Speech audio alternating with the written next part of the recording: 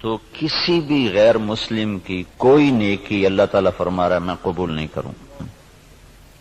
وہ فی الآخرۃ من، دنیا میں صلہ دے گا. نمتعہم قلیلا، دنیا میں ہم ان کو صلہ دیں گے. اس لیے کہا وہو فی الآخرۃ من الخاسرین، آخرت میں ہم ان کو ناکام کر دیں گے، وہ خسارے میں. دنیا میں اپنی نیکی کا کچھ صلہ وہ پائیں گے. قل تمتعوا، خود اللہ بھی کہہ رہا ہے نفع اٹھا لو میں دے رہا ہوں.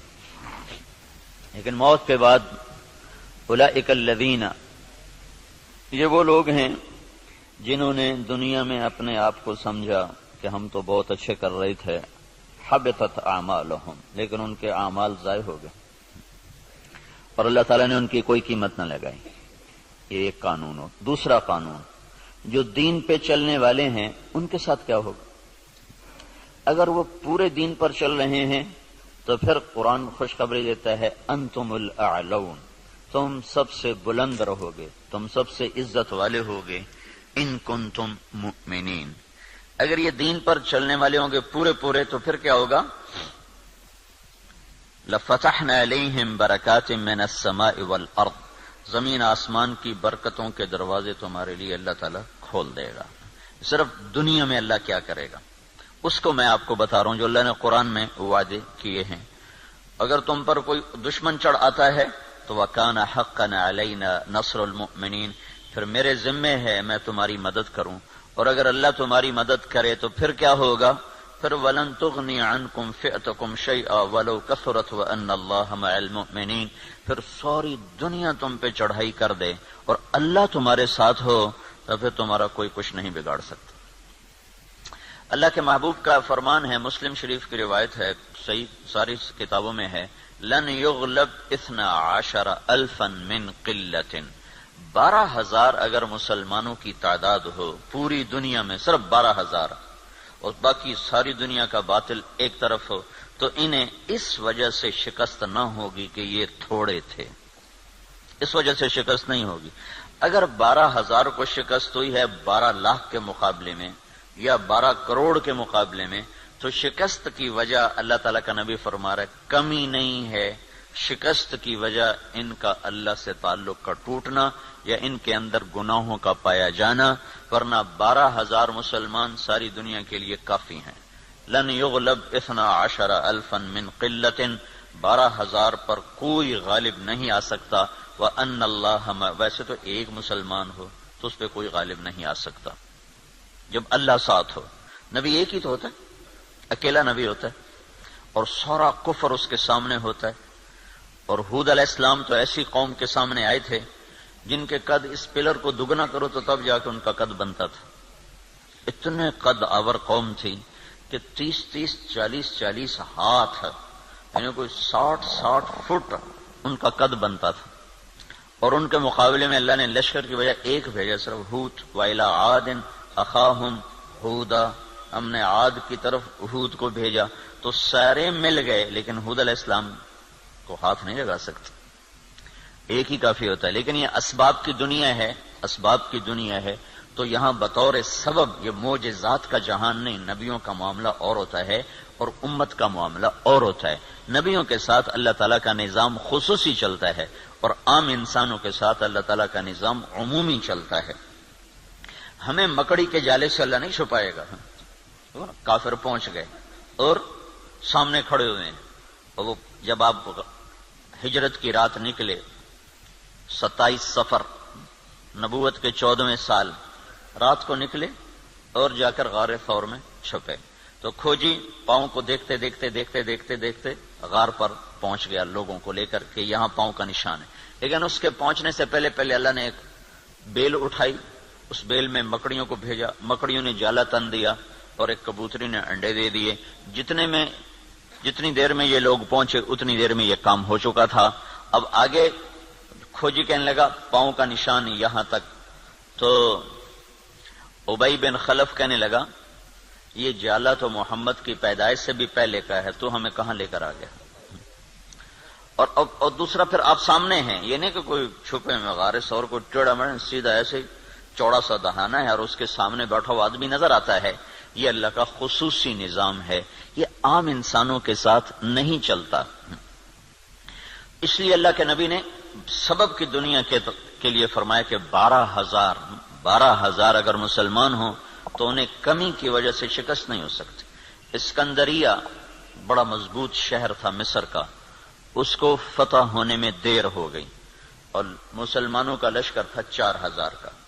تو حضرت عمرو بن عاص رضی اللہ تعالیٰ عنہ نے عمر رضی اللہ تعالیٰ عنہ کو خط لکھا کہ یہاں بہت بڑا لشکر ہے اور میں 4,000 کے ساتھ ان کا مقابلہ نہیں کر سکتا، اب میری مدد کے لیے فوج روانہ کرو۔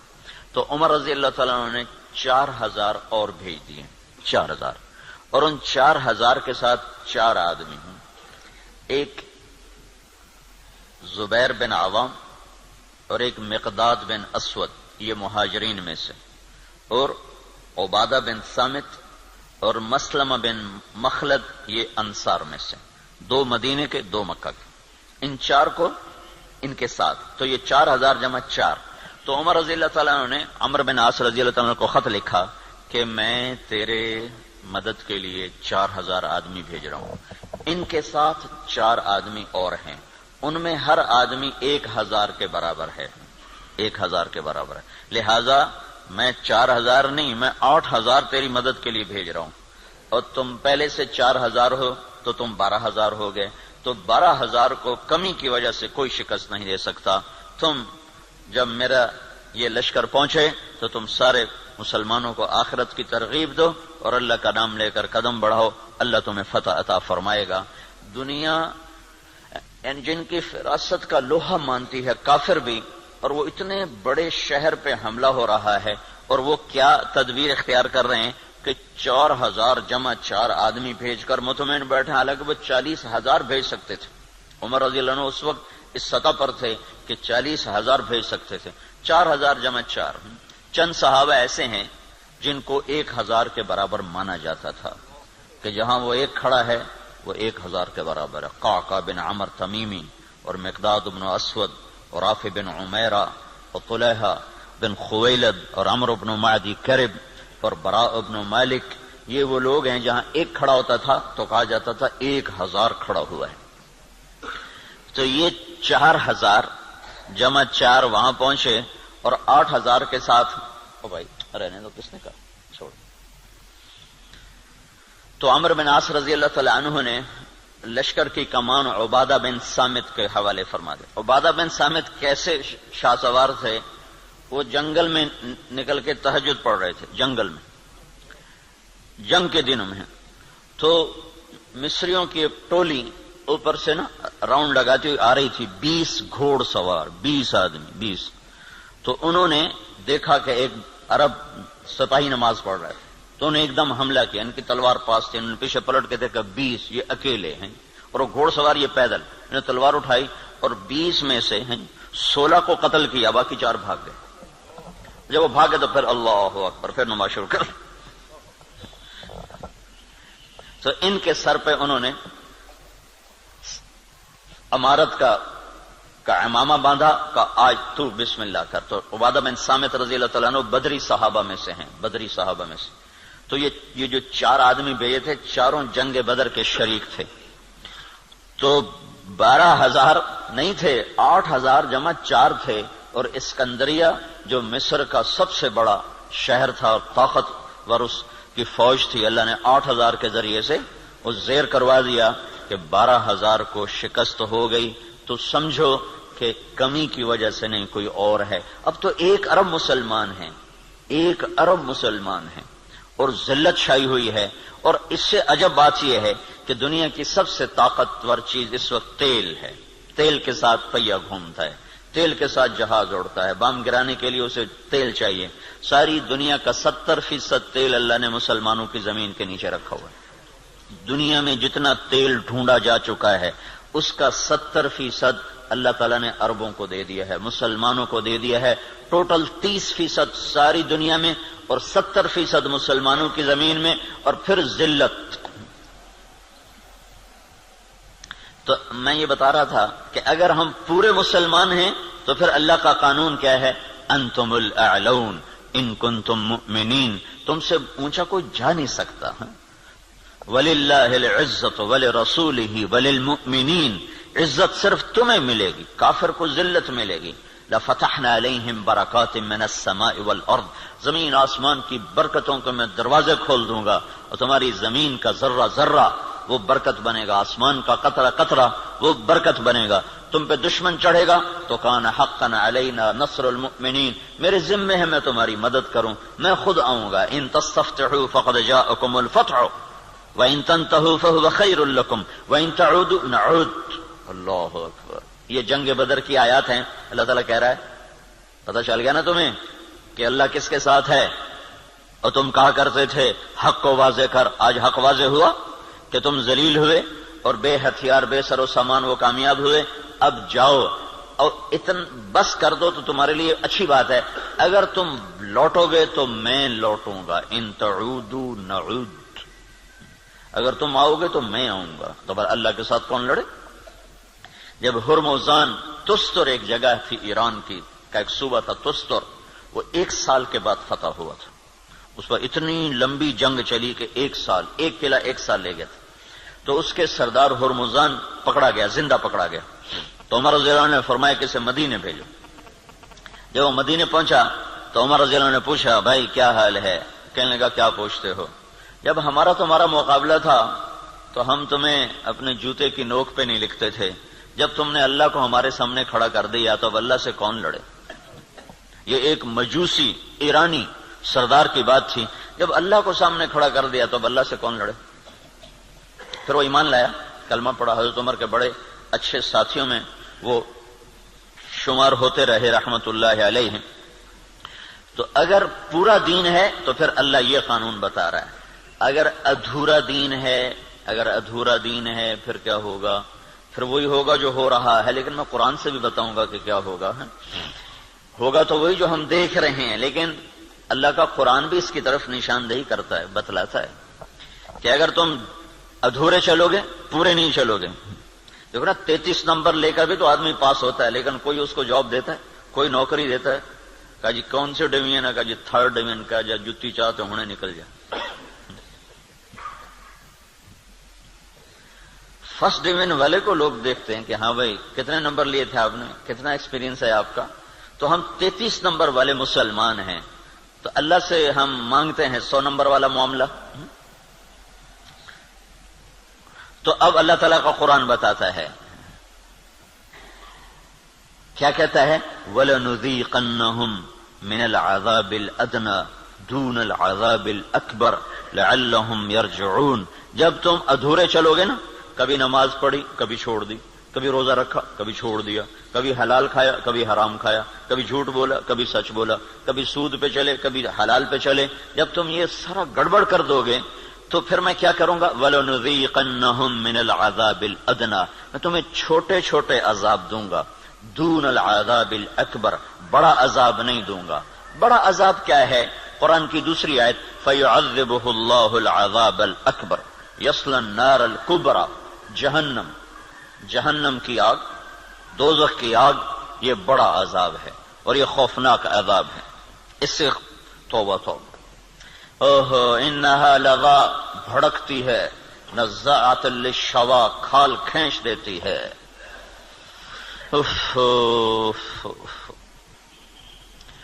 اللہ تعالیٰ کہہ رہا ہے میں چاہوں گا کہ تمہیں دوزخ میں نہ ڈالوں، یہیں صاف کروں، پھر بھی گناہ رہ گئے تو پھر جہنم میں جائے گا، پھر بھی اگر رہ گئے تو جہنم میں جائے گا۔ جب کوئی آدمی فرض نماز چھوڑ دیتا ہے اور پھر وہ توبہ نہیں کرتا، چھوڑی جاتا ہے تو اس کے نام کا ایک دروازہ جہنم میں کھول دیا جاتا ہے، اسے اس دروازے میں سے گزرنا پڑے گا چاہے ایمان پہ خاتمہ ہو۔ اللہ تعالیٰ کے نبی جب معراج پر گئے تو ایک جگہ دیکھا لوگ الٹے لٹکے ہوئے نا، تو ان کو نیچے سے آگ جلا رہی، ان کے پاؤں بندھے ہوئے رسے سے اور ان کو نیچے آگ جلا رہی۔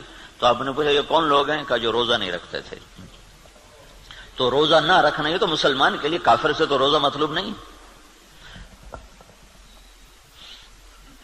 ایک جگہ آپ نے دیکھا ایک آدمی لیٹا ہوا ہے تو ایک فرشتے کا ہاتھ میں پتھر ہے بہت بڑا، اس کے سر کے اوپر مارتا ہے، اس کا سر کیما ہو جاتا ہے، پتھر دور جا گرتا ہے، وہ پتھر اٹھانے جاتا ہے، واپس آنے تک اس کا سر ٹھیک ہو جاتا ہے، وہ پھر اس کے سر پہ پتھر مارتا ہے، وہ پھر قیمہ ہو جاتا ہے۔ تو آپ نے پوچھا یہ کون ہے؟ کہ یہ وہ جو عشاء کی نماز پڑھے بغیر سو جاتا تھا۔ جو عشاء پڑھے بغیر، اور لاکھوں کروڑوں مسلمان ایک نماز بھی نہیں پڑھتے، عشاء کی کیا بات ہے، ایک بھی نہیں پڑھتے. تو بڑا عذاب آگے کا ہے، بہت خوفناک ہے، بہت خوفناک ہے.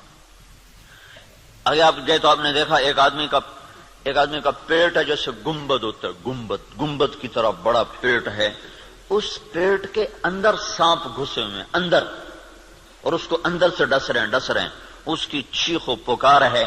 تو آپ نے کہا یہ کون ہے؟ کہا یہ سود کھانے والے. تو بڑا عذاب آگے ہے، زلزلہ، دشمن کی چڑھائی، دشمن کے ہاتھوں قتل، دریاؤں کا سوکھ جانا، بجلی کا ختم ہو جانا، محبتوں کا اٹھ جانا، برکتوں کا اٹھ جانا، آپس کی لڑائیاں، قتل و غارت، بد امنی، مہنگائی. یہ ہے وَلَنُذِيقَنَّهُمْ مِنَ الْعَذَابِ الْأَدْنَى، چھوٹے چھوٹے عذاب دوں گا، دون العذاب الاکبر، بڑا نہیں دوں گا. لعلہم یرجعون، شاید تم مسجدیں بھر دو اور تم توبہ کر لو اور تم اللہ کے سامنے جھک جاؤ اور تم اللہ کو منا لو اور اللہ کے نبی کے طریقوں پر آ جاؤ. تو ما یفعل اللہ بعذابکم ان شکرتم وآمنتم وکان اللہ شاکرا علیما. اللہ تعالیٰ فرماتا ہے تمہیں سزا دے کے مجھے کیا خوشی ہوتی، تمہیں سزا دے کے مجھے کیا خوشی ہوتی. تم انسان بنو، جو کہتا ہوں کرو، جس سے روکتا ہوں چھوڑو، تو میں تمہیں عذاب دے کے مجھے کوئی خوشی نہیں ہے، لیکن تم میرے من کے چلو، میرے بن کے. آپ 5000 تنخواہ دے کر اگلے کی کھال اتار دیتے، ذرا سا گڑبڑ کر دے تو اس کی ماں بیٹی نہیں چھوڑتے. اور اللہ تعالیٰ سر سے لے کر پاؤں تک وجود دیتا ہے. ایک سیل ساری دنیا مل کے نہیں بنا سکتی. ایک سیل میں جو جہان کام کر رہا ہے، ساری دنیا عاجز ہے اس ایک سیل کا. صرف ایک سیل کا جہان سمجھنے سے دنیا کا انسان عاجز ہے. اور کئی کھرب سیلز جمع ہوتے ہیں تب اللہ ایک انسان بناتا ہے. ہر سیل میں ایک کائنات ہے جس کا نظام اللہ تعالیٰ چلاتا ہے. تو اس کے بعد اس کا اتنا حق نہیں ہے کہ میری مان کے چل، میری مان. اطیع اللہ و اطیع الرسول، اللہ کی مانو اور اللہ کے رسول کی مانو، اپنی مرضی پہ نہ چل. اور پھر اس میں اللہ تعالیٰ ایک ہمارے ساتھ سودا کرتا ہے کہ عبدی انت ترید وانا ارید ولا يكون الا ما ارید فان سلمت لي فيما ارید كفيتك فيما تريد وان لم تسلم لي فيما ارید اتعبتك فيما تريد ولا يكون الا ما ارید. اے میرے بندے، ایک تیرا ارادہ ہے، ایک تیرے رب کا ارادہ ہے. جو تو چاہتا ہے وہ اللہ کے ارادے کے بغیر نہیں ہو سکتا، جو اللہ چاہتا ہے وہ تمہارے بغیر کر دیتا ہے. تو ایک کام کرو، یہ اس چند روزہ زندگی میں جو میں کہوں کرتے جاؤ کرتے جاؤ کرتے جاؤ کرتے جاؤ. یہ نہ دیکھو کہ نفع کیا ہے نقصان کیا ہے، یہ دیکھو کہ اللہ کیا چاہتا ہے اور اللہ کا رسول کیا کہتا ہے. بس تم یہ کرتے جاؤ تو کیا ہوگا، کفیتک فیما ترید، جو تم چاہو گے میں کر دوں گا. وَإِن لَّمْ تُسَلِّمْ لِي فِيمَا أُرِيدُ، اگر تم نے یہ نہ کیا تو أَتْعَبْتُكَ فِيمَا تُرِيدُ وَلَا يَكُونُ إِلَّا مَا أُرِيدُ، تو پھر میں تمہیں تیری چاہتوں میں تھکا دوں گا، تجھے خوار کر دوں گا اور ہوگا وہ جو تیرا رب چاہتا ہے. تو ادھورے دین پر کیا ہوتا ہے، ادھورے دین پر ہاں اللہ تعالیٰ یوں کہتا ہے ضرب اللہ مثلا قریة كانت آمنة مطمئنة يأتيها رزقها رغدا من كل مكان فكفرت بأنعم الله فأذاقها الله لباس الجوع والخوف بما كانوا يصنعون. جب تم دین پر چلتے ہو تو اللہ کہتا ہے میں خوف دور کر دیتا ہوں، ولا يبدلنهم من بعد خوفهم امنا، میں خوف دور کرتا ہوں، امن قائم کرتا ہوں، بے برکتی دور کرتا ہوں، برکتیں لے کر آتا ہوں. اور جب تم بگڑتے ہو تو پھر میں کیا کرتا ہوں کہ میں ساری برکتیں واپس لیتا ہوں. پھر اور کیا کرتا ہوں، پھر میں خوف طاری کرتا ہوں اور بھوک طاری کرتا ہوں. فَأَذَاقَهَا اللَّهُ لِبَاسَ الْخَوْفِ وَالْجُوعِ. جب تم میری مانتے ہو تو زمین آسمان تمہاری نوکری کرتے ہیں، اور جب تم پھر ٹکراتے ہو تو پھر کیا ہوتا ہے کہ میں برکتیں واپس لیتا ہوں اور بھوک اور خوف کا لباس پہنا دیتا ہوں. دیکھو یہاں لباس کا ہے، لباس ہے، لباس سارے جسم پر ہوتا ہے. خوف دل کی کیفیت کا نام ہے اور بھوک پیٹ کی کیفیت کا نام ہے. صرف پیٹ میں بھوک ہوتی ہے اور سارا بدن بے قرار ہوتا ہے، صرف دل میں خوف ہوتا ہے اور سارا بدن بے قرار ہوتا ہے. اور اگر جسم کے ایک ایک رونگٹے میں بھوک پڑ جائے اور ایک ایک رونگٹے میں بھوک ڈال دی جائے اور ایک ایک رونگٹے میں اللہ تعالیٰ خوف ڈال دے تو پھر اس آدمی کا کیا حال ہوگا، یا اس معاشرے کا کیا حال ہوگا جس کے روئے میں خوف اور بھوک کو ڈال دیا جائے. تو یہ اللہ تعالیٰ چھوٹے عذاب کی نشاندہی کر رہا ہے اپنی کتاب میں، اپنے قرآن میں، کہ جب تم نافرمانیاں کرتے ہو تو ظہر الفساد فی البر والبحر، زمین و آسمان میں، بر خشکی اور تری میں، کبھی سمندروں میں موجیں اٹھتی ہیں، کبھی زمین کی برکتیں گم ہو جاتی ہیں، کبھی زمین کپ کپاتی ہے، کبھی پہاڑ لرز جاتے ہیں، کبھی آسمان بے موسم بارشوں پہ اتر آتا ہے، کبھی ہوائیں پاگل ہو جاتی ہیں، کبھی محبتیں مٹ جاتی ہیں۔ یہ کیوں ہوتا ہے؟ یہ کیوں ہوتا ہے؟ جب تم بما کسبت ایدی الناس، یہ تمہارے اپنے ہاتھوں کی کمائی سے ہوتا ہے، تمہارے اللہ کا نہ ارادہ نہیں، تمہارے اپنے ہاتھوں سے ہوا ہے۔ بما کسبت ایدی الناس، یہ تمہارے اپنے ہاتھوں کی وجہ سے ہے۔ لیذیقہم بعد الذی عملوا، اللہ کہہ رہا ہے یہ تمہارے پوری سزا نہیں ہے، چھوٹی سزا، تھوڑی سزا، تھوڑی سزا کہ تم اللہ کی طرف رجوع کرو۔ تو بھائیو، مکمل دین ہے تو اللہ کا قانون اور ہے، ادھورا دین ہے اللہ تعالیٰ کا قانون اور ہے۔ زمین آسمان اللہ کے ہیں، قانون بھی اللہ کا چلتا ہے۔ زمین آسمان اللہ کی بادشاہی ہے، حکم بھی میرے اللہ کا چلتا ہے، یہاں کوئی پر نہیں مار سکتا، دم نہیں مار سکتا۔ ایک کتاب میں نے حدیث پڑھی، اللہ تعالیٰ نے ایک نبی سے فرمایا، یاد رکھ تیرے بدن پہ جو مکھی بیٹھتی ہے نا، وہ بھی تیرے رب کی اجازت سے بیٹھتی۔ اور قرآن دیکھو، ما تسقط من ورقۃ الا يعلمها، پتے کو کہو کہ اللہ کی مرضی کے بغیر گر کے دکھا دو۔ صرف فیصلہ آباد کے درختوں کے پتے گنو تو گنے نہ جائیں، صرف پاکستان کے درختوں کے پتے گنو تو گنے نہ جائیں، تو کل کائنات میں کتنے جنگل، پھر سمندر کے جنگل جو پانی کے اندر درخت ہیں وہ زمین کے درختوں سے زیادہ ہیں۔ اللہ نے پانی کے اندر بے شمار جنگل بنایا ہوا ہے، تو آپ نے اس کی شہنشاہی دیکھو کیا کہتا ہے، ایک پتا بھی گرتا ہے تو تیرے رب کے امر کے ساتھ ہے، تیرا اللہ اسے جانتا ہے۔ جاننے کا مطلب ہے کہ اس کے امر سے گرتا ہے۔ ولا حبہ، کوئی دانہ، فی ظلمات الارض، زمین کے اندھیروں میں، ولا رطب ولا یابس، کوئی خشک و تر، الا فی کتاب من مبین، ہر شے تیرے رب کی کتاب میں ہے۔ کتنی بڑی بادشاہی کا مالک ہو، اور ہم بے وقوف لوگ اسی سے ٹکرانا شروع کر دیں تو ہم سے بڑا دیوانہ کون ہوگا؟ جھوٹ کے بغیر کام نہیں چلتا، سبحان اللہ، یہ مسلمان کہتا ہے۔ سود کے بغیر کام نہیں چلتا، یہ مسلمان کے جب بول ہوں تو زمین آسمان کانپے نہ تو کیا کرے؟ الا لعنت اللہ علی الکاذبین، اللہ نے کہا غور سے سنو، جھوٹوں پہ اللہ کی لعنت۔ اور یہ سب تاجر کہتے ہیں جھوٹ کے بغیر کام نہیں چلتا۔ ایک تاجر نے نا، اچھا بڑا تاجر تھا، وہ 3 دن لگا داڑھی رکھ لی چھوٹی چھوٹی، مجھے بڑی خوشی ہوئی۔ کچھ دن بعد ملاقات ہوئی تو شیو کیا ہوا۔ میں نے کہا یہ کیا کیا؟ کہنے لگا جو سارا دن جھوٹ بولنا پڑتا تو میں نے شیو کرا دیا۔ میں نے کہا اللہ کے بندے، کوئی داڑھی کی وجہ سے جھوٹ حرام ہے؟ جھوٹ تو کلمے کی وجہ سے حرام ہے، اب تو نے 2 گناہ شروع کر دیے، داڑھی بھی منڈائی، جھوٹ بھی بولا، تو اب داڑھی منڈانے سے جھوٹ حلال ہو گیا۔ جھوٹ کا حرام ہونا داڑھی کے ساتھ نہیں ہے، جھوٹ کا حرام ہونا کلمے کے ساتھ، کہ تو کلمہ پڑھ کے جھوٹ، تو یہ کیوں کہتا ہے کہ داڑھی رکھ کے جھوٹ بولوں مجھے شرم آتی ہے؟ تو یہ کہ کلمہ پڑھ کے جھوٹ بولوں مجھے شرم آتی ہے۔ کلمہ پڑھنے کے بعد جھوٹ بولنا بے حیائی ہے نا، کہ داڑھی رکھنے کے بعد؟ داڑھی تو سکھوں نے بھی رکھی ہوئی۔ یہ میرے اللہ کے نبی کا امر ہے، حکم ہے، یہ اور حکم ہے، وہ اور حکم ہے۔ ایک کی وجہ سے دوسرا چھوڑ دوں، ایک کی وجہ سے دوسرا چھوڑ دوں، یہ کہاں کی نادانی ہے؟ تو اس کو بات سمجھ میں، اس نے پھر رکھ لی۔ تو اب جب تاجر کہے جھوٹ کے بغیر کام نہیں چلتا، سود کے بغیر تجارت نہیں چلتی، اور اللہ کہے لعنت اللہ علی الکاذبین، جھوٹوں پہ اللہ کی لعنت، اور اللہ تعالیٰ کہے فاذنوا بحرب من اللہ ورسولہ، یا سو چھوڑ دو یا اللہ اس کے رسول سے جنگ لڑنے کے لیے تیار ہو جاؤ۔ ہماری تو جنگ اللہ، امریکہ سے تھوڑی ہماری جنگ ہے، یا ہندوستان سے تھوڑی ہماری جنگ ہے، یا اسرائیل سے ہماری جنگ، تو ہماری تو اللہ سے جنگ ہوئی پڑی، اللہ ہمارے خلاف جنگ کر رہا ہے۔ اصل تو مقابل میں اللہ آیا ہوا ہے، اللہ اس کا رسول آیا ہوا ہے، صرف اللہ اکیلا نہیں ہے، یعنی ایسا اعلان اللہ نے کسی جگہ کیا ہی نہیں۔ تو کتنی بے غیرتی ہے کفر، دنیا کا سب سے بڑا گناہ ہے کفر، دنیا کا سب سے بڑا جرم ہے شرک اور کفر، کہ شہنشاہ اعظم خلاق علیم کو نہ ماننا، یا ماننا تو اس کا شریک ماننا۔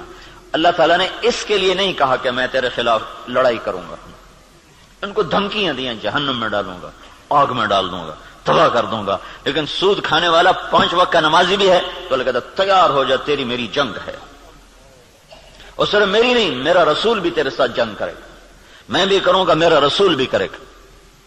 تو بڑا جگر ہے لوگوں کا جو اتنے بڑے اعلان کے بعد کہیں جی سود کے بغیر تو پھر کام نہیں چلتا۔ تو یہ جب دین ادھورا ہوتا ہے تو پھر کیا ہوتا ہے، یہ سارا میں آپ کو قرآن پاک سے بتا رہا ہوں۔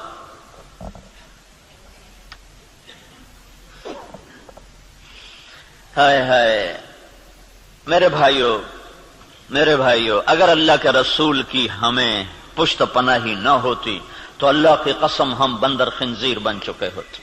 دعا دو اس مدینے والے کو جو اتنا رویا ہے۔ کوئی نبی اتنا نہیں رویا کہ اللہ کو جبریل بھیجنا پڑے کہ بس کر، اتنا نہ رو۔ کوئی نبی اتنا نہیں رویا ہے، تو تمہارا نبی اتنا رویا ہے کہ ایک دفعہ نہیں سینکڑوں دفعہ جبریل آیا ہے، یا رسول اللہ، اللہ کہہ رہا ہے اتنا نہ رو۔ اور اس کو چھوڑو، قرآن کی گواہی سنو، قرآن کی جو قیامت تک پڑھا جائے گا، قیامت تک پڑھا جائے گا، اور ہر گھر میں ہے۔ حدیث پاک تو انہی کے گھر میں ہوگی جس کو تھوڑا حدیث کا علم ہے، لیکن قرآن تو ہر پڑھے لکھے ان پڑھ کے گھر میں ہوتا ہے۔ تو میرا اللہ قرآن میں اپنے نبی سے کہتا ہے فَلَا تَذْهَبْ نَفْسُكَ عَلَيْهِمْ حَسَرَاتٍ، میرا نبی یہ انسانوں کے لیے اتنا نہ رو کہ روتے روتے تو خود ختم ہو جائے۔ یہ اگر ان کے آنسو نہ ہوتے اور ان کی دعائیں نہ ہوتی اور ان کا رونا دھونا نہ ہوتا تو اللہ ہم پر بھی ایسے ہی رندہ چلاتا جیسے پہلی قوموں پہ رندہ چلا کہ بندر بنا دو، خنزیر بنا دو، پتھروں سے دبا دو، پانیوں سے بہا دو، ہواؤں سے اڑا دو، کر دیتا۔ اللہ کی ہم سے کیا رشتہ داری، کیا تعلق؟ ان اللہ لغنی عن العالمین، اللہ کا میں سب سے بے نیاز، سب سے غنی، سب سے پہلا رسول نوح علیہ الصلوۃ والسلام، اور 5 بڑے رسولوں میں ایک نوح علیہ السلام، ابراہیم علیہ السلام، موسیٰ علیہ السلام، عیسیٰ علیہ السلام، محمد صلی اللہ علیہ وسلم۔ 5 بڑے رسولوں میں 1,24,000 نبی اور رسول، 313 رسول، پھر 313 میں 5 سب سے اعلیٰ نمبر، ان میں سب سے بڑے محمد الرسول اللہ صلی اللہ تعالی علیہ وسلم ہیں۔ تو اللہ تعالیٰ نوح علیہ السلام سے اللہ نے کہہ دیا انی اعظک ان تکون من الجاہلین۔ اللہ اکبر، اللہ اکبر۔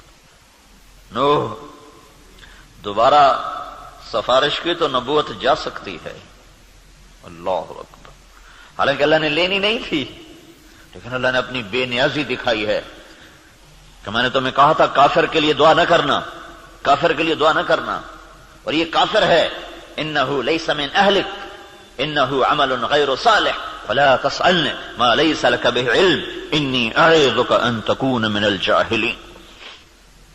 اس لیے تو نوح علیہ السلام قیامت کے دن کہیں کہ میں نہیں آج سفارش کر سکتا، میں نے اپنے بچے کے لیے دعا مانگی تھی، اور نوح علیہ السلام کو پتہ نہیں تھا کہ یہ کافر ہے، اگر پتہ ہوتا تو کبھی نہ مانگتے، اس لیے انہوں نے کہا لا تکن من الکافرین، اگر پتہ ہوتا تو کہتے لا تکن من الکافرین، انہیں پتہ نہیں تھا وہ منافق تھا، کہا لا تکن مع الکافرین، مع اور من، مع کا مطلب تھا کہ تو مسلمان ہے تو کافروں کے ساتھ کیوں جا رہا ہے، ان کو معلوم نہیں تو اس نے اپنا کفر چھپائے رکھا، اگر معلوم ہوتا تو پھر کہتے لا تکن من الکافرین، کافروں میں سے مت ہو۔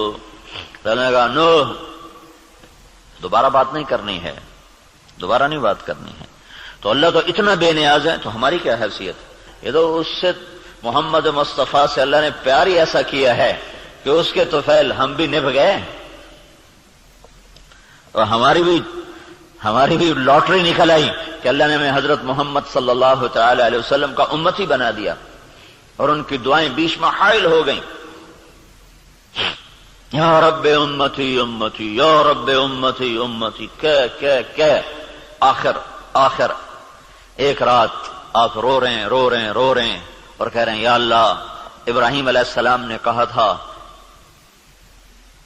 فَإِنَّهُ مِنِّي وَمَنْ عَصَانِي فَإِنَّكَ غَفُورٌ رَحِيمٌ، یا اللہ جو یہ آپ نے بات دہرائی قرآن کی آیت، پھر کہا یا اللہ عیسیٰ علیہ السلام نے تجھ سے کہا تھا ان تعذبهم فانهم عبادك وان تغفر لهم فانك انت العزیز الحکیم. اے میرے رب تو انہیں معاف کر دے، تو مہربان ہے، تو انہیں پکڑ لے تو رب ہے، عذاب دینا تجھے حق ہے، معاف کرنا بھی تیری رحمت ہے، تیری مرضی ہے. دونوں نبیوں نے کہا تیری مرضی. یا اللہ یا اللہ، نہ میں ابراہیم کی کہتا ہوں نہ میں عیسیٰ کی کہتا ہوں، میں تو اپنی کہتا ہوں. یا رب امتی امتی، یا رب امتی امتی، یا رب امتی. تیار کردہ مواعظ اسلامیہ کیسٹ سینٹر بیرون تبلیغی مرکز ابدالی روڈ ملتان 24 گھنٹے رابطے کے لیے 0301 74 60 371 پر رابطہ کریں. ابراہیم کی کہتا ہوں نہ میں عیسیٰ کی کہتا ہوں، میں تو اپنی کہتا ہوں. یا رب امتی امتی، یا رب امتی امتی، یا رب امتی امتی. یا اللہ میری امت کو معاف کر دے، یا اللہ میری امت کو معاف کر دے، یا اللہ نہیں کرنا پھر بھی کر دے. اور اتنا روئے کہ پھر جبریل کو آنا پڑا. یا رسول اللہ، اللہ تعالیٰ پوچھ رہے ہیں آپ کیوں رو رہے ہیں؟ کہا جبریل مجھے میری امت رلا رہی. تو پھر اللہ تعالیٰ نے پیغام بھیجا، سنردیک فی امتک، میں تجھے تیری امت کے بارے میں خوش کر دوں گا. یہ دعائیں بیچ میں حائل ہیں، ورنہ اللہ کو کیا پرواہ ہے.